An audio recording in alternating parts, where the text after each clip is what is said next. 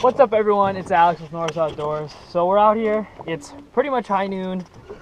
People would say it's not a great time to go out walleye fishing, but we had a late night last night, so slept in a little bit and want to see if we can get it done. So we'll bring you along, see what we're trying to do for these like high noon, not a cloud in the sky. Normally people wouldn't be out here walleye fishing, so let's make something happen and you can come along for the ride. Alright guys, hooked up on something here.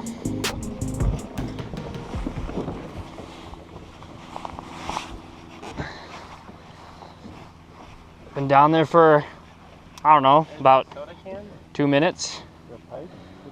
That's a walleye. Looks good. No. Well, that's a walleye. Target species. Target species acquired. I'll show you. It's only 12 and a half. So we're gonna let this guy go. We're looking for, 14 and a half or more. Target species, just too small. Let's get him back. There he goes. Yep, come on. There we go. Feels pretty good.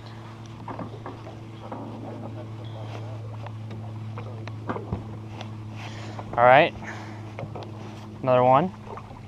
And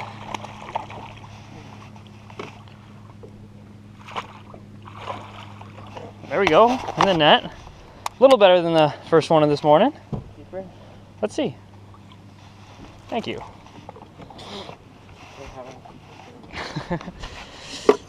Well, that's a couple on the double setup. We'll get a measure on them. It's the same little butterfly blade. I got silver, 2 gold beads, and 2 red beads in the middle.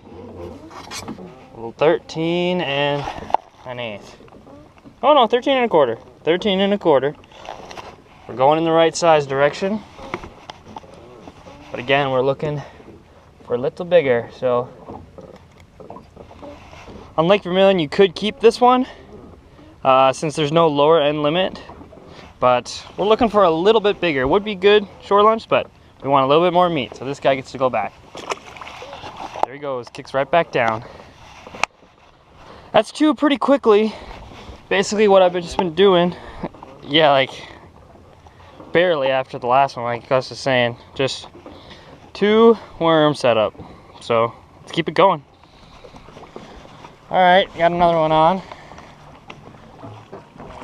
Definitely a small one. Another cookie cutter Vermillion walleye. This one's probably even smaller than the first one. And that one is even smaller than the first one.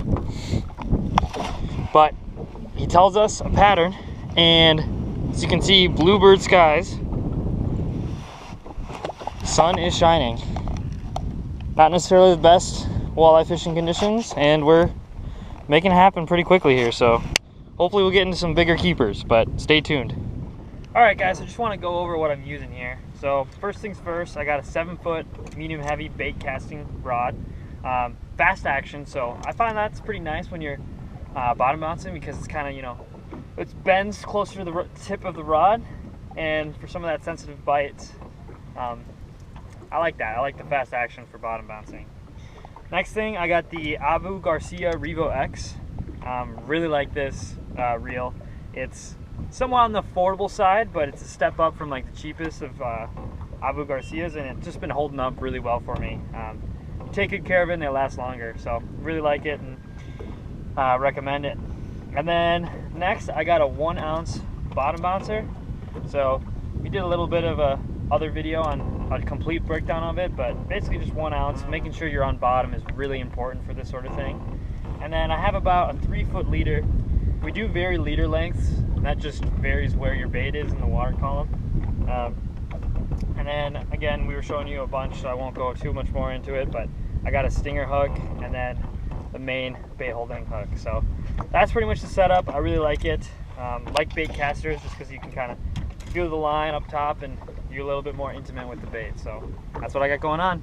All right, and then if any of this you want to pick up, I'll link the description down below, and then you can check that out. So We got 3 in a row on that silver butterfly blade with gold and red, and so we started with just different colors and different baits and trailers. So Gus was using a worm on both the hooks, so just a big worm pulling along. He had a gold color on. Yep. And then Gavin was using this purple with the actually pretty nice looking beads, but he's gonna switch over to silver since I've got 3 fish pretty much back to back, and we like to start, and he was using a worm and a minnow. Minnow up front and a worm on back. So since we kind of got 3 in a row on that, I think we'll key in on that pattern. How you feeling?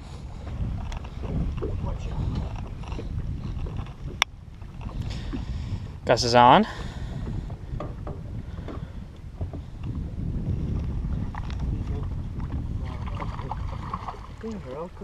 Wow, it's the same size. All right, Gus switched over to the double minnow approach, but he's single minnow approach, okay, but he's using a gold whirly wheel, as we like to call it in the business. That's a pretty good description. Yeah. Oh yeah, take a look at that whirly wheel. Oh, you left the whole setup on. It's all gold. Pretty neat. It's about the same size as we were catching earlier.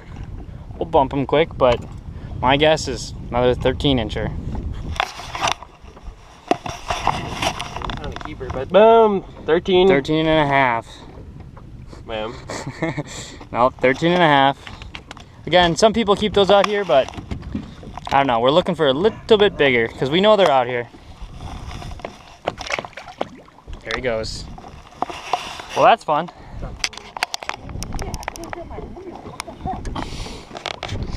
All right, Gavin's on.